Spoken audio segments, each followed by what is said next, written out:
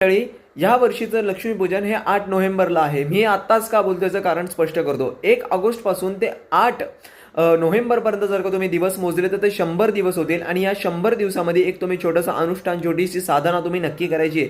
ती महालक्ष्मी अष्टकमची साधना आहे.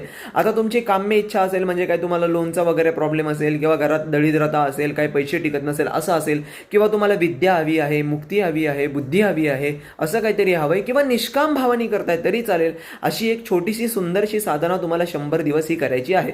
रोज 16 वेळा पाठ करायचा आहे. आता महालक्ष्मी अष्टकममध्ये तुम्ही व्यवस्थित बघायला जाल तर 11 श्लोक आहेत.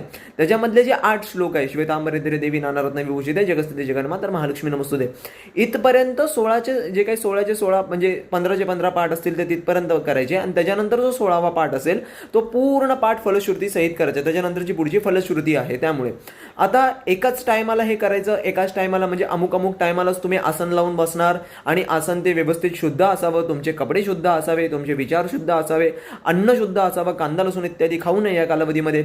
कोणी गृहस्थ आश्रमाचे व्यक्ती असतील तर त्यांनी समागम इत्यादी करू नये, ब्रह्मचर्याचं कठोर व्रताचं पालन करावं.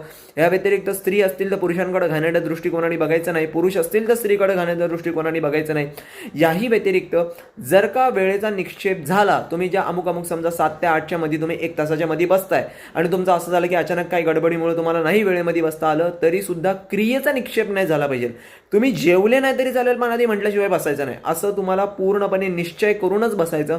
हां, समजा जर का एखाद दिवशी प्रॉब्लेम झाला त्याच्यावर आपण नंतर डिस्कशन करू, पण शक्यतो तरी तुम्हाला काही झालं तरी तो खंड नाही पडला पाहिजे. तुम्ही रोज सकाळी उठता, रोज जेवता, तसंच हे झालं म्हणजे झालं पाहिजे अशा पद्धतीने करा. मग तुमची ती काम्य इच्छा असेल किंवा निष्काम भाव असेल किंवा काही पाहिजे, पण एक गोष्ट लक्षात ठेवा, देवीच्या त्या स्तोत्रामध्ये सांगितलं, इंद्रांनीच त्यामध्ये सांगितलेलं आहे की सिद्धिबुद्धी प्रदे देवी भक्तिमुक्ती प्रदायिने, देवी एवढ्या सगळ्या गोष्टी देते. त्यामुळे एकच गोष्ट गृहीत धरून चालू नका. कधी तुम्हाला देवी सिद्धी देईल, कधी तुम्हाला बुद्धी देईल, काही काही गोष्टींमध्ये तुम्हाला सुचेल की नाही बाबा हे करू नये, सगळे दिवसच सारखे यावे म्हणून ही गोष्ट करायला जाऊ नका. काम्य इच्छावाल्यांना पण स्पेशली सांगतोय की आता मी म्हणायला लागलो म्हणजे सगळेच दिवस चांगले येतील असं नाही होणार. जेवढी गरज आहे ती देवी नक्की पूर्ण करेल आणि जेवढी तुम्हाला समस्या त्यातून नक्की बाहेर काढेल. हे अनुष्ठान करा, हे मी स्वानुभवाने बोलतोय. बाकी दत्तगुरु दिगंबरा, सीताराम.